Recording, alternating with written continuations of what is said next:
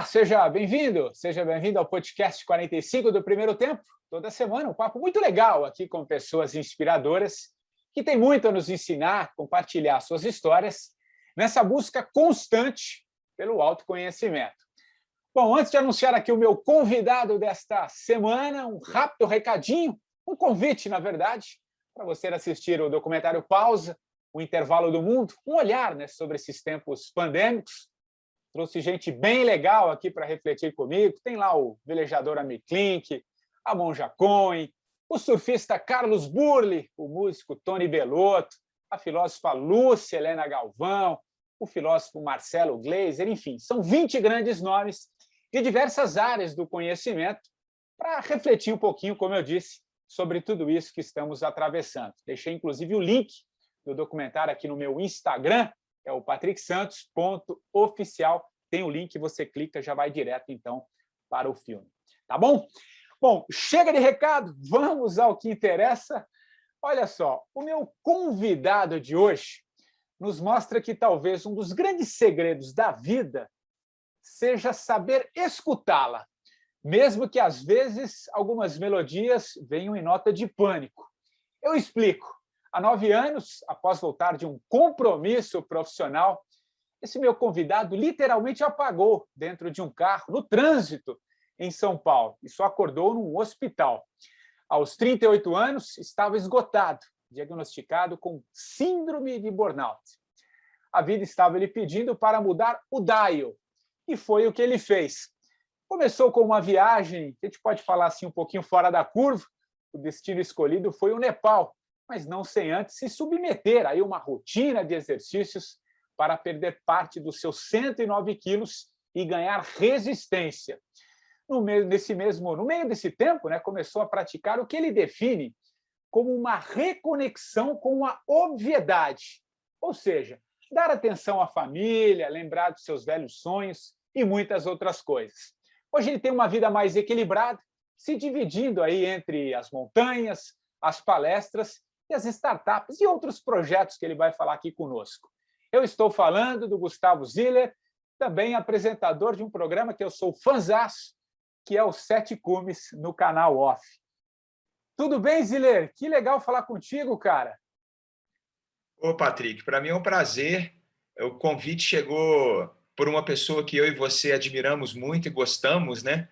Que é o Chicão, uma figura também que tem uma alma muito parecida com a nossa, né? Eu costumo dizer aí que o conceito de almas gêmeas, a gente às vezes leva muito para o lado amoroso, né? No sentido de, minha alma gêmea é aquela mulher que vai dividir a vida comigo, etc. E eu aprendi com uma grande amiga, minha alma gêmea, que alma gêmea é outra coisa. É o encontro de pessoas e de sorrisos, projetos, pensamentos de vida, né, que são muito parecidos. Então, eu acho que eu não estou aqui à toa. Acredito que você é uma alma gêmea, assim como o Chicão, a Eveline, essa amiga nossa, claro, minha companheira de vida, mas esse conceito é muito legal, cara. É um conceito que eu adoro passar para frente, sabe? E, cara, obrigado demais pelo convite. Um beijo no coração de toda ouvinte e todo ouvinte do teu podcast. Assim como você ficou fã do Sete Cumes na TV, eu assisti teu documentário e fiquei fã do teu documentário quando você me mandou para eu dar uma olhada. Achei a sua abordagem ao tema muito legal. Tive boas recordações de São Paulo, porque apesar de eu ter desenvolvido o burnout em São Paulo, eu não tenho nenhum tipo de problema com a cidade. Eu tive bons tempos em São Paulo. Tenho amigos de vida que são daí, né, que são de São Paulo, vida, sabe? E acho que quando acontece uma coisa dessa com a gente, né, uma ruptura dessa, um burnout, um desmaio no trânsito, a tendência do ser humano é procurar os culpados, né? Perfeito. Então, assim, ia ser uma baita injustiça minha culpar São Paulo. Eu acho que não é isso, né? Eu acho que a forma que você lida com a cidade é uma escolha sua, né? Então, a cidade pode ser tua amiga ou tua inimiga. Então, de novo, obrigado pelo convite. Estou aqui, bora prosear aí, que isso é uma coisa que eu sou especialista, viu, Patrick? Acho que somos dois, viu, cara? Às vezes eu costumo falar com quem passa aqui, falei, cara, às vezes é uma entrevista, tem hora que eu estou num bate-papo, tem hora que a gente está conversando. Então, e você, como um bom mineiro, tenho certeza que você já deve estar com o seu cafezinho aí para a gente prosear e contar a história. Enfim, que legal que o Chicão proporcionou essa ponte com a gente, o papo com ele foi incrível, cara. E você falou nessa tua rápida apresentação aqui, numa coisa que eu acredito demais, cara. Que acho que nada acontece à toa, nada é por acaso, cara. Eu até falei um pouquinho dessa. Você foi mudar um pouco o seu dial, né? E para olhar para outras coisas, resgatar, enfim. Então, eu queria começar, cara, te perguntando o seguinte: quanto que é importante a gente olhar para essas coisas que a vida nos mostra, cara? Você precisou ali literalmente apagar no trânsito, outros sofrem um acidente, outros perdem alguém, outros perdem um emprego, enfim, cada um tem aí digamos assim, um chamado. O seu foi dessa forma. E que legal que você atendeu esse chamado e fez disso um novo caminho, recalculou a sua rota, enfim, foi buscar outros cumes. E todos nós, de alguma maneira, temos esse chamado, né? Então, eu queria que você falasse um pouquinho sobre esse seu chamado, trazendo um pouquinho, claro, para a sua história, e quanto é importante a gente atender esses chamados e não resistir, cara, porque talvez muitas coisas aconteçam exatamente por isso. Acho que é um bom papo. Massa você usar essa palavra, né? Porque eu e você, a gente está ali na mesma geração, eu estou com 46 anos, aliás, meu aniversário está chegando, Você é ouvinte, criança, hein? está chegando, 47, né? Mas nós somos de uma geração, Patrick, que a gente é especialista, temos pós-doutorado em responder perguntas, né? A gente foi educado para isso, né? Culturalmente, o nosso hábito é comando, né? Então, assim, se um filho nosso chega para a gente e fala assim, pai, você estuda comigo hoje? Essa pergunta você consegue codificar rápido, entende o que está acontecendo, você processa em segundos e responde sim, não posso e por aí vai, né? Então, responder perguntas é uma coisa que a educação que eu tive me ensinou de forma incrível, né? A educação industrial, o colégio cristão, do jeito que foi proposto na década de 70, 80 e 90 e ainda se faz no Brasil, ela é muito boa nisso, né? O famoso decoreba. Aonde que a mágica acontece? É quando você responde os chamados, né? E o chamado, ele não é uma coisa explícita, não é um comando que teu cérebro vai entender como uma que você precisa responder, etc. Né? Porque o chamado está no sorriso, o chamado está num olhar que a sua filha te faz poxa, me ajuda aqui. O chamado está numa lágrima que escorre. Né? Eu costumo falar para algumas pessoas em workshops que eu faço, em empresas grandes, etc., que o cara trabalha do lado de uma pessoa 8 horas por dia, está ali na mesa, conhece essa pessoa, por mais que não tenha um relacionamento familiar, né? Às vezes passa mais tempo com essa pessoa do que a própria família, né? E aí, um belo dia, essa pessoa chega no trabalho ali e age de uma forma diferente que ela vinha agindo nos últimos 2 anos. Né? O cara que está do lado dela tem duas opções. Criar fricção, brigar, né? E essa é a solução que o cérebro comanda mais rápido, que todo mundo tende a fazer. E a outra é parar um pouquinho, respirar e pensar, por que ele está agindo dessa forma? Aconteceu alguma coisa, isso é um chamado. Então, antes de eu falar qualquer coisa, deixa eu perguntar o que está rolando, né? Tá tudo bem contigo? Você chegou aqui e mexeu teu computador de um jeito diferente que você nunca mexeu. Aconteceu alguma coisa ontem e tal?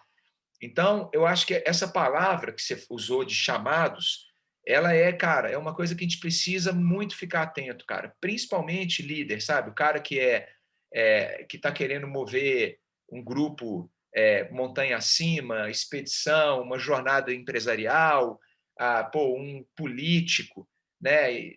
Cara, não tem jeito assim, porque se a gente só responde pergunta, a gente não está olhando porque realmente importa, né? E o que aconteceu comigo durante esse tempo aí é que eu estava olhando para coisas que o meu cérebro se conectava mais rápido, as respostas eram mais fáceis,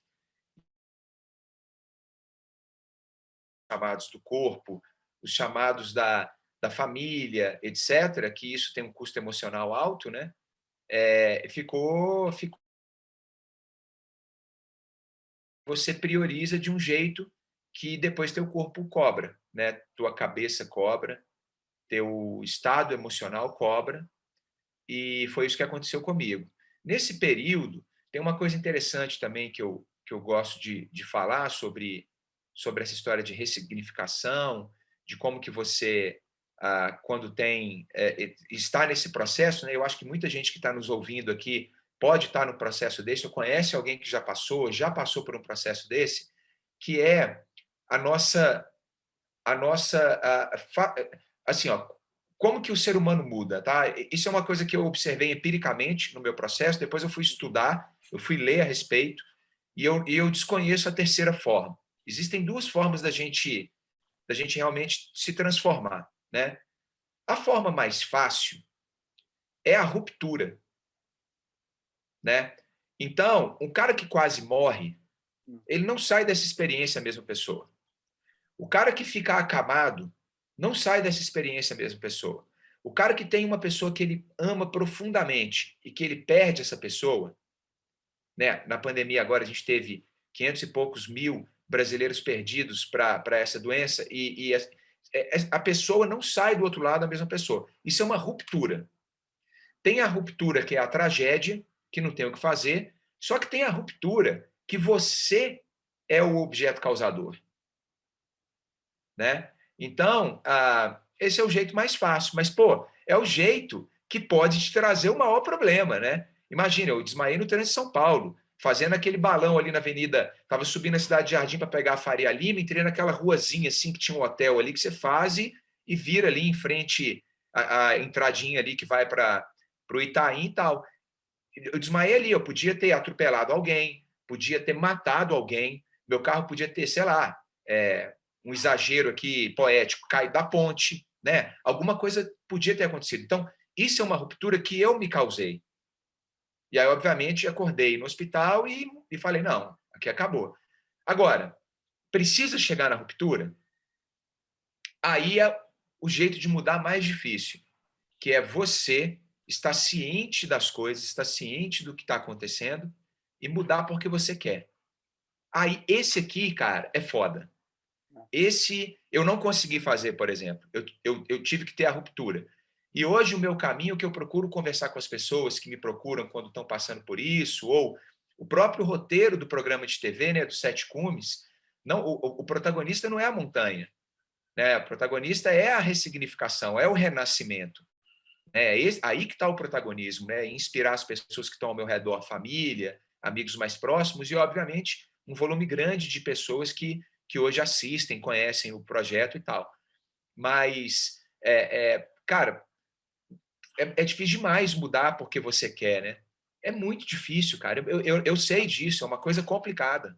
Ou pelo amor, é mais ou menos aquilo que a gente diz, a gente muda ou pelo amor ou pela dor, mas normalmente, como ficou claro, é pela dor, né, cara? É isso aí. Você chega ali, enfim, eu também tive um processo muito próximo, não cheguei exatamente ao burnout, mas eu estava num processo de esgotamento psíquico, processo criativo lá embaixo, enfim, as coisas não fluem, né? Porque quando você não descomprime, né, Zília? Quando você não abre espaço, cara, o novo não surge, né? Então você tem que fazer um pouco o movimento. E aí, cara, olhando para esse momento que você citou aí, né?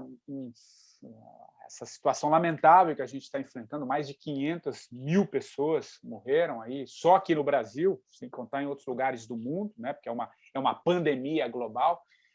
E, cara, mais do que nunca, você deve estar falando muito sobre isso também, tudo que você faz, nas palestras, nos seus projetos, mais do que nunca, isso também é um chamado, né, cara, de alguma coisa. Claro que tem a dor de quem foi, mas eu costumo dizer, inclusive, também que a pandemia tem um pouco o chamado para quem fica, né?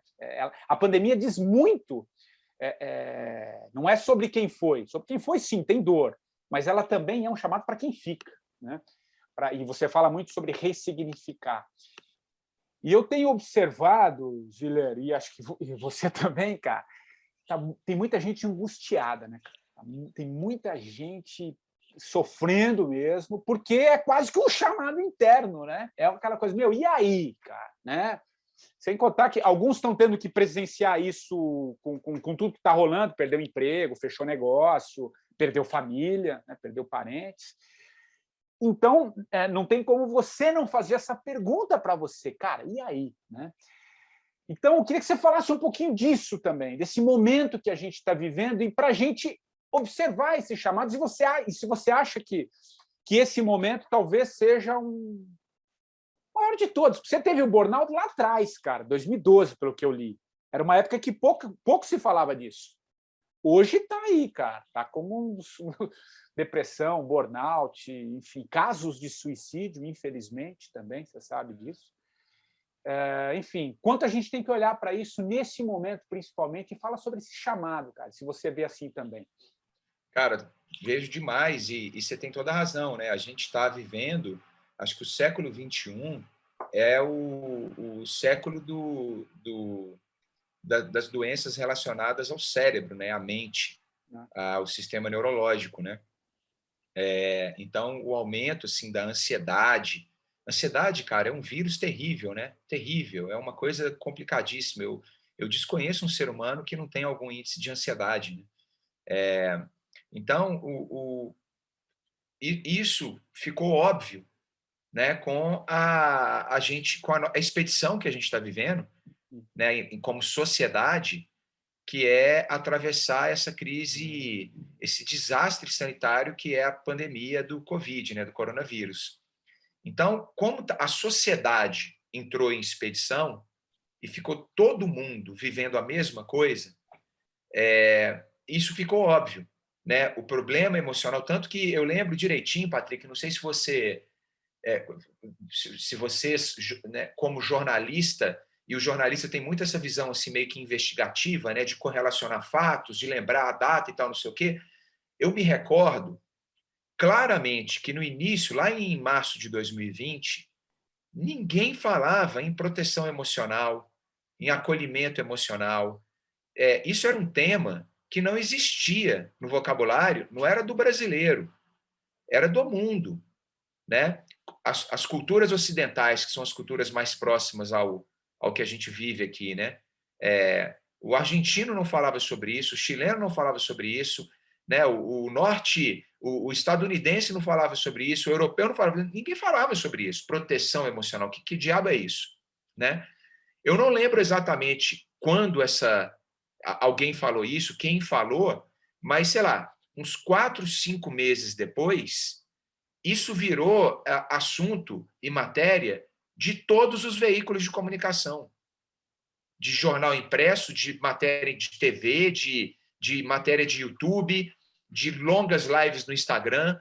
Eu me recordo quando começaram aquelas lives das pessoas conversando, o tanto de live que teve sobre a necessidade da proteção emocional nesse momento, a necessidade de você se preparar psicologicamente para momentos que a gente vive como isso. Tiveram debates enormes sobre isso, né? E o que eu fico pensando é outra ruptura. A mesma ruptura que eu tive, vamos colocar assim, como pessoa física, e que eu mudei, a gente agora está tendo como sociedade, né? Uma das coisas que a sociedade teve como ruptura é isso, assim, por que a gente não falava de proteção emocional antes? Né? É mimimi da geração que acha tudo, né? A geração que eu digo assim, os tiozão da suquita, sabe? Que tiozão da suquita, que acha tudo mimimi, e aí precisa ter a ruptura para tomar decisão, para atuar em cima, né? Então agora a gente está falando muito sobre isso, e acho que isso é uma coisa que precisa, é boa, eu não estou criticando, é uma coisa muito boa. E ela precisa realmente virar cultura, hábito de qualquer pessoa, né? As empresas já estão se preocupando com isso, está todo mundo se preocupando com a tal da proteção emocional. Tem teses sobre o que seja isso, tem não sei o quê, por aí vai. Já tem algumas empresas, tem diretoria no RH, tem a diretoria ou a gerência que cuida disso, né? E tem uma série de programas de educação, de aprendizado, de tratamento preventivo, né? Então, isso eu acho que é uma coisa bastante importante, a gente continuar com essa pegada, da mesma forma que temos como a população LGBTQI+, né? Tudo isso está virando vira uma... Né? É o mundo de hoje, é o século XXI. Né? Então, colocando em perspectiva isso, eu sou o tipo de ser humano que gosto da prefiro me propor uma evolução, sair do lugar, respeitar a opinião do outro, entender tudo que está acontecendo, para eu não ficar infeliz no processo, né? Para eu não perder a admiração de uma filha. Minha filha mais velha tem 21 anos. Se eu não vivo o mundo que ela vive, né? Obviamente eu não vendo a minha ética, eu não vendo a minha moral, eu não vendo as coisas que eu acho que são valiosas para mim. Mas, poxa, eu consigo me adaptar. E se eu não me adapto no mundo de hoje, o sofrimento é muito grande. Então, nessa expedição que a gente está vivendo, né, que é uma expedição que aparentemente a gente consegue chegar ali no acampamento 3, né, até o final do ano, aparentemente a gente vai ter pelo menos, né, de novo que eu estou falando aqui, no mundo que a gente conhece, porque tem lugares que a gente não faz ideia do que está acontecendo, né? Mas no mundo que a gente conhece, aparentemente até dezembro, a gente vai alcançar 80% dessa população vacinada, né? Eu acho que até dezembro a gente ainda tem uma tarefa muito grande, que é continuar com essa proteção emocional, continuar com esse processo de cura. E quem percebeu isso há mais tempo, se propor um papel de curandeiro e não de porradeiro. Desculpa a palavra que não me veio outra aqui na Não, cabeça. mas é isso aí, é isso aí. Então é isso, né? Ô Ziller, e assim, você fala muito em adaptabilidade, não tenho dúvida, né? Acho que mais do que nunca a gente vai ter que se adaptar a uma série de mudanças mesmo, né? Aceitar, né, esse novo desenho, esse novo chamado, digamos assim, que o mundo está trazendo, né? Enfim, sempre foi assim ao longo da vida. Uma coisa que eu acho importante, eu queria a partir da sua história também, que de alguma maneira a gente sempre acaba negando, quando eu falei ali na abertura que você foi voltar para ver os seus sonhos, né, ver o que você tinha abandonado ali no meio do caminho, voltou muito para a família, né, se abriu mão de algumas coisas, você redirecionou a sua vida. Como é que o que você fala sobre essa importância de você olhar para essas coisas que fazem que dão significado, olhar lá para a tua infância ou aquilo que te movia, que a gente vai ignorando, porque a vida é um pouco assim, né? Às vezes as coisas vão acontecendo, você vai agarrando, né, cara? Vai fazendo, de repente você não para, né? E se você não para, a vida te para, como no teu caso, como no meu caso e tantos outros que tenho certeza que estão nos ouvindo aqui. E quando você para fazer, digamos, essa reprogramação e olhar para dentro, você abre mão de algumas coisas. Como é que foi para você esse processo, né? De falar, puxa, cara, será que eu preciso de tanto? Eu até abordo isso no meu documentário, tem falas muito legais, tem até uma fala do Amir Klink, ele fala, pô, será que eu preciso de 1000 cavalos no motor do carro? Tal. Ele traz alguns exemplos e tanto outros que passaram por lá. Né? Como é que foi para você esse processo, rever esses valores, digamos assim? Acho que é legal. Como é que você foi rever esses valores e como a gente pode rever isso nas nossas vidas? Porque tem muita gente que às vezes não abandona ou fica esticando a corda, né? Com medo de perder o que a nossa mente cria, que é um pouco poder aquisitivo, né? Não quero perder as minhas conquistas, né? E às vezes a gente precisa perder para ganhar outras coisas. Como é que foi para você esse processo? Acho legal você contar e como é que você vê isso também, cara. Legal. Uma das coisas que as pessoas mais me perguntam é que, aliás, tem uma constatação que algumas pessoas presumem sobre mim, que o cara ficou rico, acertou na loteria e foi escalar a montanha, né? Isso é direto, né? Eu ouço muito isso de alguma maneira. Porque o cara foi executivo, ele tinha dinheiro. Tal. Eu fui fazer um outro tipo de viagem, depois até falo dela aqui. Mas eu imagino que você deve ter ouvido isso. Total, né? Comigo não aconteceu nenhuma coisa nem outra. Não fui escalar a montanha por causa de dinheiro, né? Fui escalar montanha para como um dos caminhos de processo de cura, né? E, e eu não sou rico, né? Apesar de eu ter já vivido uma experiência de venda de empresa, eu era o acionista minoritário e, e eu não tive, enfim, não tenho a vida resolvida financeiramente da forma que as pessoas, que a gente, né, que a gente projeta, né? O que é a vida resolvida financeiramente, que é projetado na minha geração? Sei lá, você não precisa mais trabalhar? Não sei. Eu acho que isso que é o que as pessoas, né, normalmente têm como, como ligação com esse tema. Então, comigo, cara, quando eu tive o burnout que eu e a Paty, minha companheira. Aliás, Patrick, é legal a gente fazer esse parênteses aqui para tua audiência, que às vezes ainda não me conhece, entender o contexto. Eu estou com 46 anos, como eu falei, e eu sou exceção dessa geração, porque eu namoro a Patrícia, minha companheira, há 32 anos. Então a gente se conheceu, ela e eu, nós somos da mesma idade. Ela e eu, a gente tinha 14 anos de idade, né? Então é outra expedição. É uma expedição de 32 anos, né? É uma expedição muito longa. Então eu não lembro, por exemplo, de ter tomado decisões importantes na minha vida sozinho. Eu não lembro, por exemplo, de ter feito coisas que me dão muito prazer, me deram muito prazer, de ter realizado projetos sozinho, né? Eu sempre tive ela ao meu lado e sempre tive outras pessoas também, né? Por que é importante falar isso? Porque quando você toma uma decisão que vai mudar a tua vida, é muita ingenuidade da nossa parte achar que não vai mudar o entorno. Muda quem está perto de você, cara. Muda o coletivo, né? Então, quando eu tive esse burnout que a gente resolveu fazer fazer a nossa vida ficar menor no sentido de pressão, de busca por qualquer coisa pelo Eldorado, de volume de responsabilidade, sabe?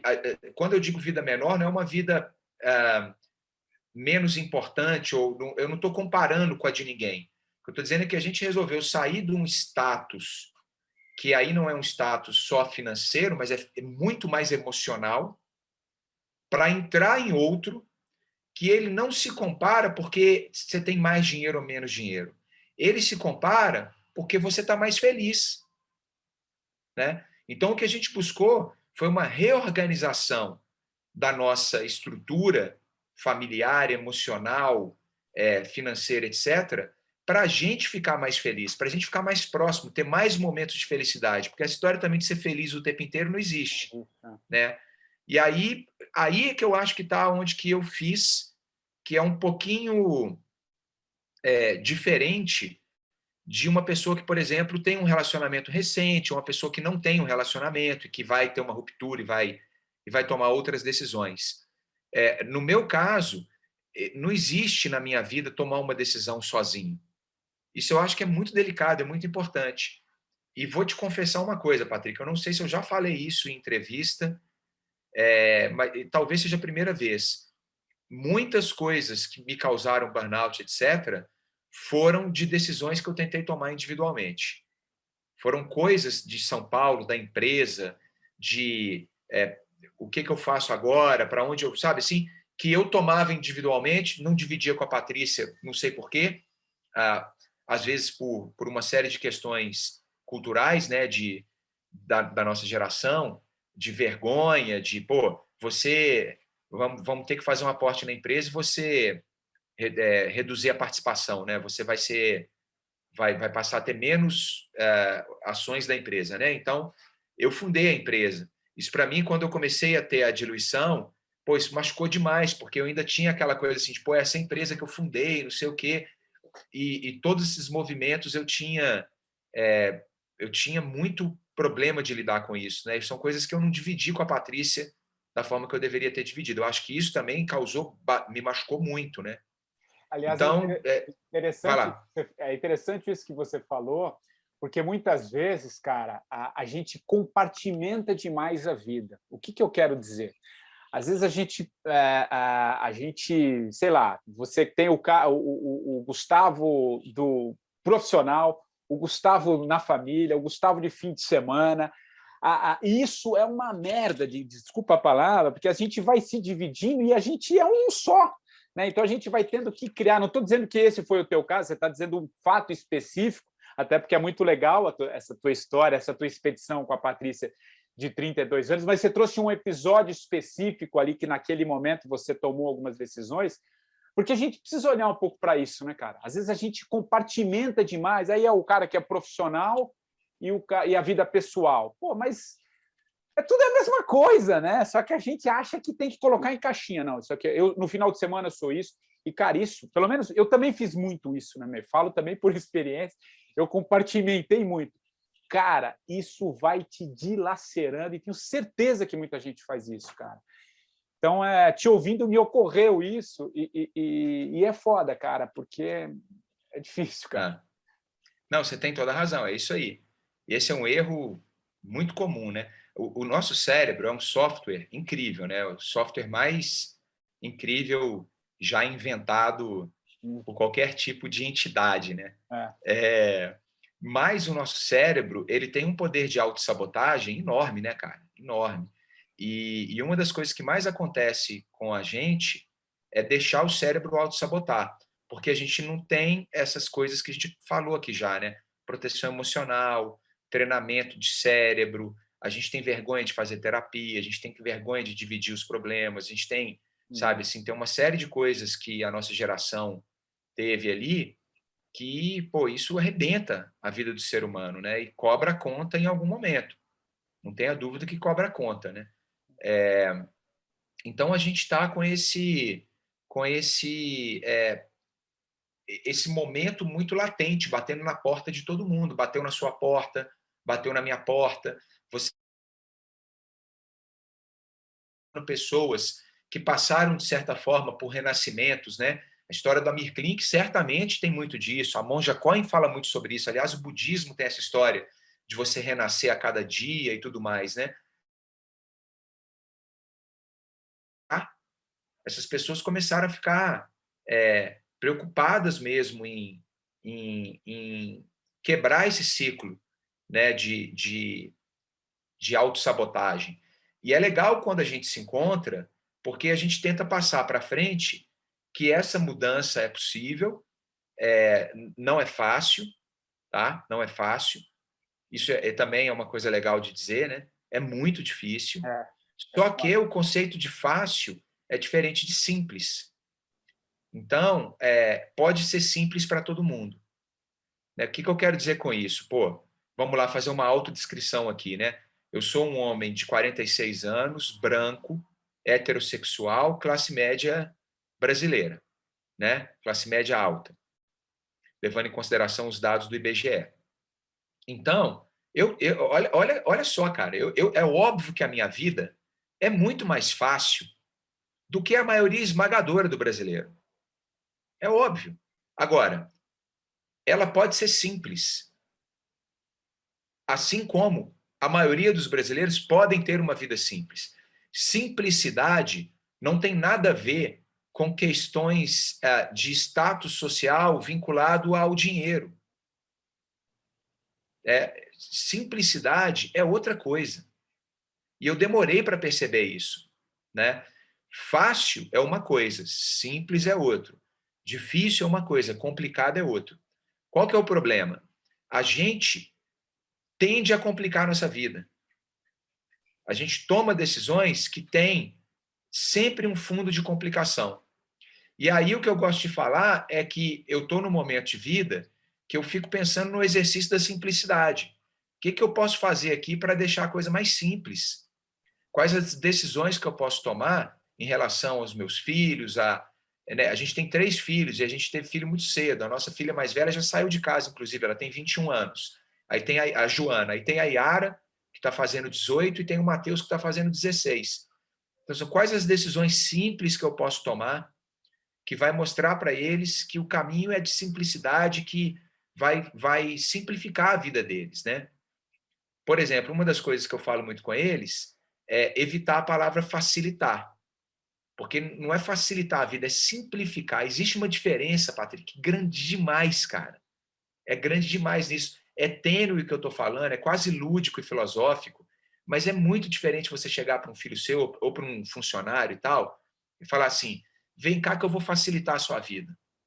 Muito chefe fala isso, tem muita gente ouvindo a gente agora que se colocou nessa situação. Você puxa o cara aqui, puxa a moça e fala, não, vem cá que eu vou facilitar a sua vida.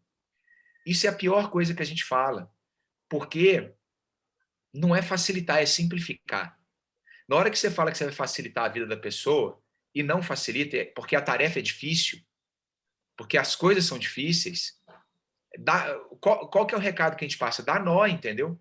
Agora, se você chega e fala assim, deixa eu te ajudar a simplificar seu dia, a deixar as coisas mais leves. Porque mesmo se for um dia difícil para você, tem como a gente deixar mais leve, deixar simplificado, entendeu? Então, isso é uma coisa que eu acho que a gente tem que ter muito em mente, assim, dessas diferenças e tratá-las com muito respeito por você mesmo, né? Com muito respeito ao que você acredita, as coisas que você se propõe a fazer, né? As dificuldades diárias, o que é prioridade, o que não é, o coletivo que está ao teu entorno, né? Às vezes você simplifica uma coisa que complica para o outro. Então, nossa, são tantas variáveis aí quando a gente fala dessa conexão do mundo de hoje e de você se proteger e proteger quem você ama, que se a gente não prestar atenção, uma bobagem que escapa vira uma ferida enorme, né? Um pedido de desculpa que você não dá, sabe, a forma que você olha para o teu filho, né, cara? O tanto de gente que não precisa levantar a voz, é só o olhar que faz um assédio na criança, né? Aquele olhar torto assim, que a criança fica apavorada. Fala, nossa, lá vem o olhar do meu pai, né? Poxa, olha que coisa ruim, né, Patrick? Imagina seu filho falar isso. Não, meu pai me olhou daquele jeito. É terrível, né, cara? Quando eu paro... Essas coisas que me machucavam, entendeu? E que me machucam quando eu vejo um amigo fazer, ou até mesmo eu faço, porque eu não sou perfeito, né, cara? Às vezes eu ainda tô me reconstruindo, em constante metamorfose, né? Então eu fico... Ouso dizer que vai assim ao longo de toda a sua vida, que a gente vai estar sempre aprendendo, né, cara? Sempre. Total. Enfim, os desafios vão mudando e, enfim, faz parte desse crescimento. E é legal isso que você falou, né, de simplificar, né? Não facilitar, simplificar, né? E acho que quando a gente simplifica, porque a gente complica, como você disse, né? A gente normalmente complica. Então você vai trazendo coisas e a gente não se dá conta. Por isso que é muito bom olhar um pouco para dentro, né, cara? Olhar. Eu acho que esse simplificar, te ouvindo, me vem muito essa coisa de como é que eu posso tomar essa decisão aqui? Será que eu preciso disso aqui, de fato, ou estão me dizendo que eu preciso? Né? Porque tem muito isso, né? Você falou dessa questão do cérebro, como a gente processa, né? E vem um pouco fruto da nossa geração, de outras gerações também lá atrás, enfim, talvez essa molecada, essa geração que está vindo, parece que já vem com outro chip, né? E você deve saber melhor que eu, porque você tem filhos nessa idade, enfim. Mas a gente ainda vem muito dessa coisa do que nos disseram que tem que ser, né? Do jeito que tem que ser, né? E aí, cara, quando você simplifica, para usar essa tua expressão, né?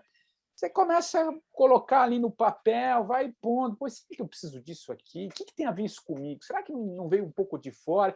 E aí você vai simplificando, e eu costumo dizer isso também, né? Ou em entrevista, ou em uma outra palestra que eu também faço, depois, se você começar a olhar mesmo para dentro, você vai ver que você não precisa de muitas coisas, e talvez seja um caminho, um primeiro passo para você operar uma mudança. Porque acho muito legal o que você falou, porque não é fácil, cara. Não é fácil. Eu tenho certeza. A grande parte da minha audiência aqui são pessoas que estão querendo mudar, que estão querendo processar essa mudança muito em função do meu caminho, do teu caminho. Por isso que eu trago pessoas nesse sentido para conversar. Não é fácil. Não tem fórmula mágica. Mas, quando você começa, e achei muito legal essa coisa de simplificar, olhar, você vai entendendo, cara, que as coisas podem ser outro caminho, e você começa a operar mudanças, né? E aí sim você vai olhando aos poucos, sem colocar de fora, né, Zília? Era isso que eu queria te ouvir, cara. A gente traz muita coisa de fora, cara. Esses dias eu até gravei um vídeo, desculpa a pergunta longa aqui, mas acho que cabe. eu falei que tentei filosofar um pouco sobre padrão de vida, né? A pessoa, porque eu tenho medo de perder meu padrão de vida, né? E aí me veio um pouco que é fruto da minha geração e a da sua também, e você vai se lembrar, cara, a gente ouvia assim, não, cara, você tem que trocar de carro a cada 3 anos.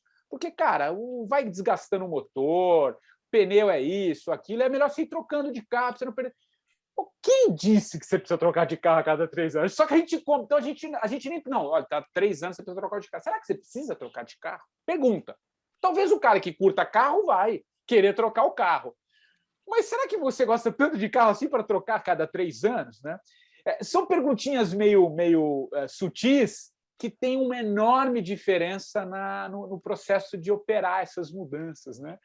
Então, eu queria te ouvir sobre essa coisa que vem de fora e a gente não percebe, e quando se vê, a gente tá seguindo essa linha. Fala um pouco disso, Zílio, acho que é legal, cara. Isso são as armadilhas do mundo que a gente vive, né? Cara, isso acontece direto, Direto, né, Patrick, cara? direto. Isso pô, e acontece com os meus filhos também, a nova geração, né? As pessoas têm umas projeções, assim, eu vejo muitos amigos deles com essas projeções de, puta, eu preciso de tantos seguidores na mídia social, preciso fazer aquilo. De certa forma, isso, para essa geração, é o preciso trocar de carro a cada 3 anos Ah, a nossa, é o ah, preciso ter casa própria, né? São esse tipo de coisa, né? Então, de novo, assim, para a gente lidar com essa semiótica da vida aí, que ela é uma complicação é, danada, a gente, cara, a única forma assim que eu vejo é a transparência com você mesmo, né, cara? Assim, de você tentar de verdade propor esse debate interno, né? Porque, cara, não, e aí como é que você faz, né? Vamos lá, primeira coisa, né? Porque eu acho que a gente tem uma super dificuldade de pedir ajuda, é verdade. né? Pedir ajuda é uma dificuldade tremenda. E acho que para a gente solucionar isso, quando tem um impulso externo, a ajuda de alguém que você confia, ama, pode desabafar, etc., é fundamental. E só que essa pessoa não vai aparecer na sua vida se ela foi educada para responder pergunta. Então, É. muitas vezes, você que tem que ir lá e falar assim, pô, Patrick, tô te ligando porque, cara, eu tô precisando de um papo aqui, cara, eu tô, né, e aconteceu isso e isso, tô dessa forma e por aí vai. Então, esse é o ponto número 1. Pedir ajuda é importantíssimo, cara. Isso é uma coisa que eu faço muito, inclusive. E o ponto número 2, que aí é uma coisa que a Patrícia fala muito comigo, a Paty, minha companheira, minha mulher, que é o seguinte, cara, a gente precisa caber dentro da vida que a gente escolheu. Boa. Então, pô, a gente escolheu isso aqui, então não vamos transbordar isso aqui que a gente escolheu, não, vamos transbordar de outra forma.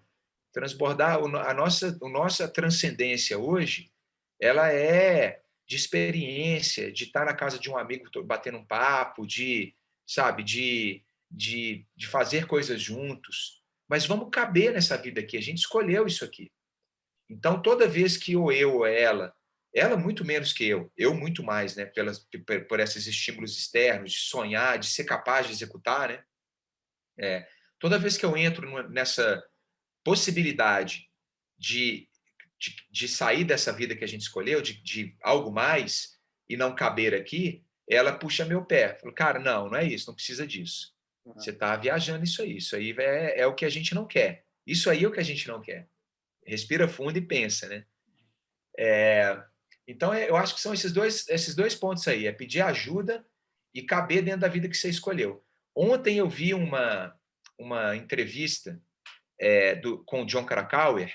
John Krakauer é um escritor, jornalista, montanhista norte-americano, né?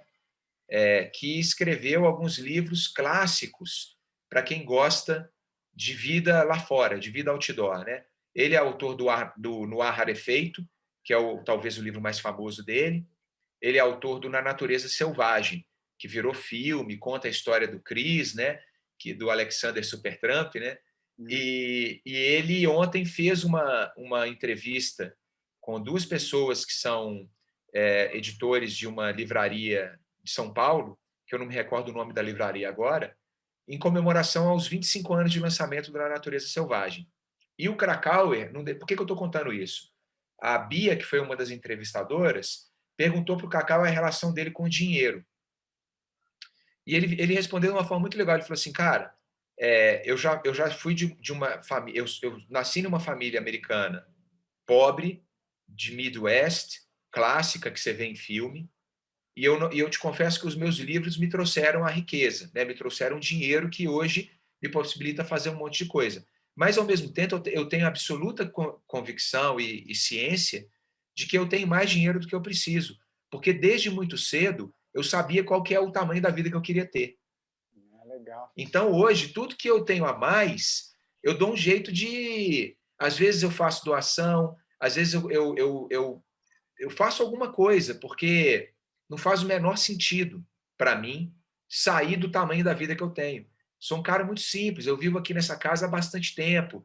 Todo dia eu acordo e vou andar na montanha. Eu não quero ter o carro de última geração, eu não quero não sei o quê. Então, qualquer coisa que eu faça com o meu dinheiro que não seja o que eu quero aqui, eu não estou sendo honesto comigo mesmo. Eu não sei se foi desse jeito que ele respondeu, mas o sentido da resposta dele foi esse, entendeu? Eu falei, caramba, velho, eu quero abraçar esse cara agora. Isso é abundância, né? Isso é a verdadeira abundância que eu quero dizer, né? Você saber o que você precisa, enfim. Ou aquela velha máxima de Victor Hugo, né? Coloca o dinheiro na mesa e pergunta assim, quem é dono de quem, né? Acho que isso é muito sábio, né, cara? Então, é muito legal esse exemplo.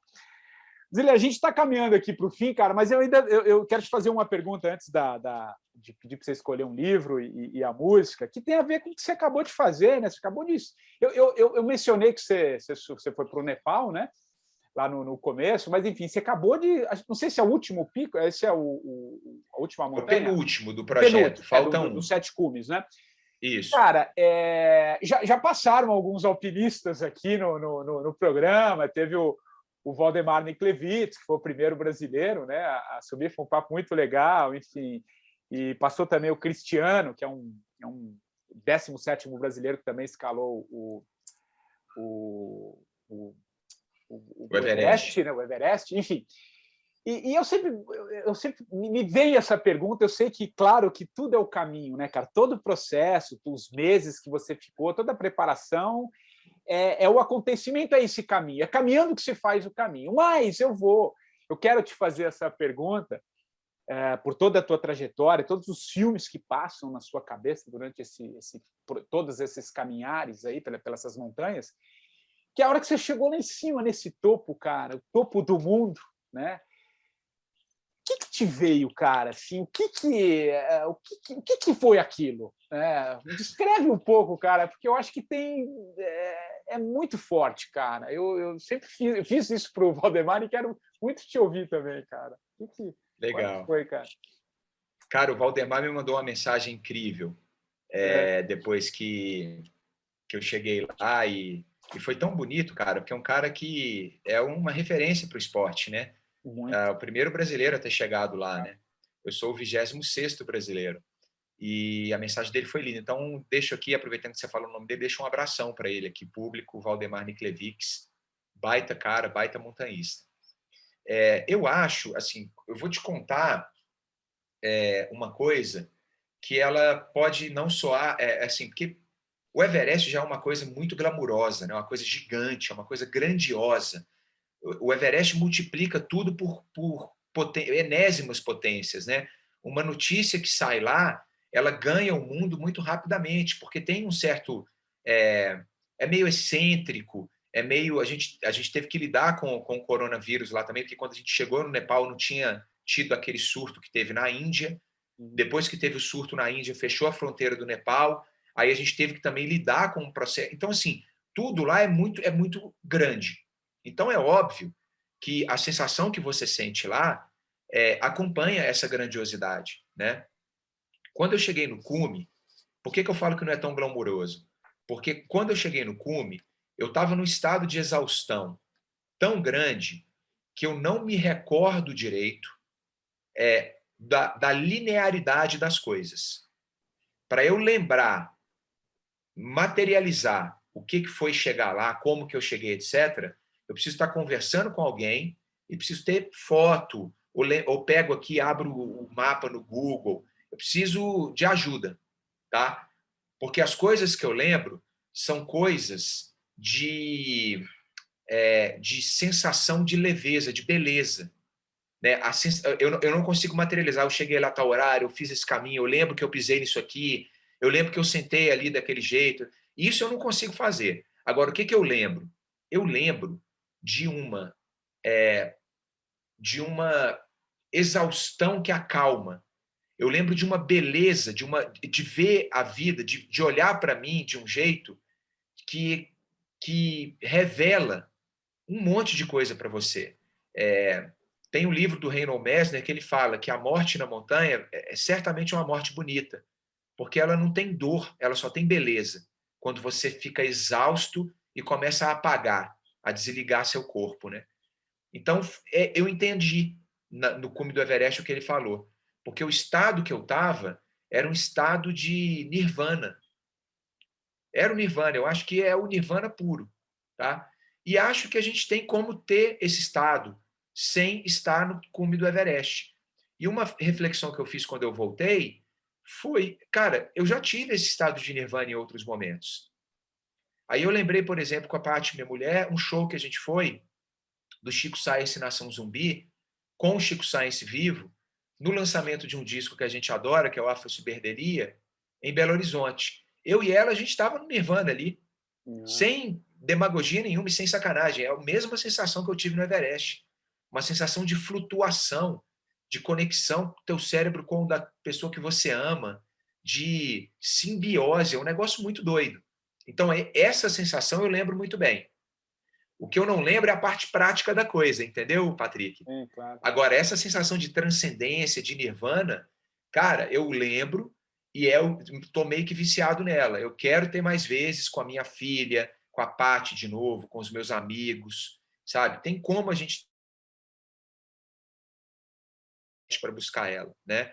Agora lá foi uma descarga de transcendência, de nirvana que inigualável e é inacreditável como eu estava e como eu me senti, né? Fui muito poético na resposta ou respondi Não, a não, não, pergunta? é isso. Você respondeu, claro. Mas eu achei legal isso também, né? Porque você, em algum momento do nosso papo, você falou que, e é verdade, que não existe felicidade o tempo inteiro, né? Isso não é nem humano, né? A gente tem muita dor. Mas a gente pode fazer da vida, em várias etapas, em vários momentos, essa busca, né? Você não precisa estar sempre em busca disso, mas sentir isso ao longo da vida, né? Você citou um show, você citou alguns momentos também durante o seu montanhismo em outras montanhas, enfim. Fazer um pouco disso, porque acho que é aí que está a beleza da vida, né, cara? A gente conseguir. É aquela hora que. Como é que eu vou dizer? É aquela hora que né? Acho que é. Eu lembro de um papo que eu tive aqui no podcast, mas na época que eu ainda estava fazendo presencial, né, antes, pré-pandemia, eu fiz um papo com o Oscar Schmidt. Porra, cara, o Oscar, né? Sou fãzaço e tal. E no papo com ele, cara, ele falou que em determinados momentos, ele tinha certeza que ele ia ganhar o jogo, que ele ganharia o jogo, no momento que ele não percebia, ele estava num estado tão presente que era ele usa, eu não sei se ele usa a expressão, é como se eu estivesse com Deus ali. A bola entrava, eu estava na cesta, era uma coisa que lento, era em câmera lenta, né? Mas era um estado de presença total, né?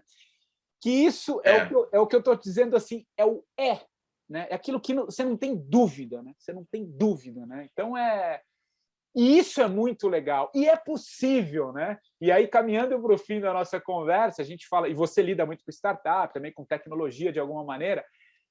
Ô, Ziler, acho que não tem tecnologia maior do que a tecnologia humana. Total. Tecnologia aqui, cara, que agora, Total. eu acho que agora, cara, eu costumo dizer que a gente está o futuro, né, o presente, o futuro, mas que já é o presente, na verdade está vindo do passado. Em que sentido? Por que a gente está buscando tanta ancestralidade, tantos conhecimentos xamânicos, estudando os povos ancestrais, que os caras já usavam isso de alguma maneira, cara. Telepatia, né, intuição. Então é muito legal, cara. Queria suas considerações finais antes de eu te pedir aí para o o teu livro e a música, cara. Que legal. Cara, que massa. Pô, eu adorei participar, cara. Esse encontro foi muito providencial para o momento que eu tô de reentrada na atmosfera. É. Ontem, dia 23 de junho, fez um mês do cume do Caramba! Everest. A gente chegou lá no dia 23 de maio e ontem fez 20 dias que eu voltei, né? Voltei dia 4 de abril e hoje faz 20 dias que eu voltei, desculpa. Voltei dia Caramba. 4 de abril e ainda tô, Patrick, num processo de Ah, reentrada. imagino. Tô meio avoado, tô É. meio com o corpo ainda todo errado, sabe? Então, sempre que eu converso com pessoas que entendem o momento que a gente vive, quer debater isso e tal, para mim um processo muito gostoso de cura. Então, te agradeço e mando um beijão aí para todo mundo Que que legal. ficou aqui com a gente, escutou o podcast. Ô, Ziller, então, para a gente encerrar, cara, que livro que você falou de alguns livros aí ao longo do nosso papo, mas eu queria que você indicasse. Eu sei que você tem 3 ou 4 livros, né? Você pode falar um livro teu, Aham, e algum outro que você acha legal compartilhar, e já engata uma música aí, cara, para a gente legal. encerrar a versão podcast. Falando dos meus livros, eu já lancei 3. Infelizmente, eles estão esgotados fisicamente, mas o primeiro livro ele está disponível nas plataformas digitais, né? Tipo o Amazon, o Kindle, né? É, O iPad e tal. Esse livro chama Escalando Sonhos.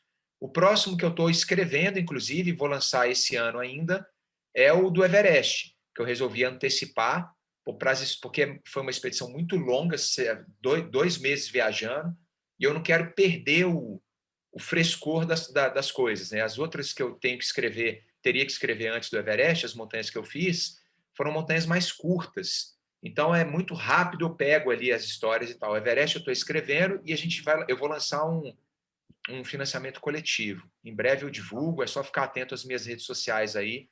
Eu estou como Gziller em todas as redes sociais, @Gziller. E aí, Patrick, para falar de livro, eu vou dar a dica de um livro que foi o único livro físico que eu levei para o Everest. Eu conhecia já o livro, eu já tinha comprado ele, mas eu nunca tive coragem de ler, não pelo título dele ou algo parecido, mas porque eu sabia que eu ia me conectar com esse livro e com a autora de forma tão profunda que eu falei, cara, eu tenho que ler esse livro no Everest, porque o título é um pouco... Pô, mas como assim ele levou esse livro para o Everest, né? Eu já vou revelar o título, mas antes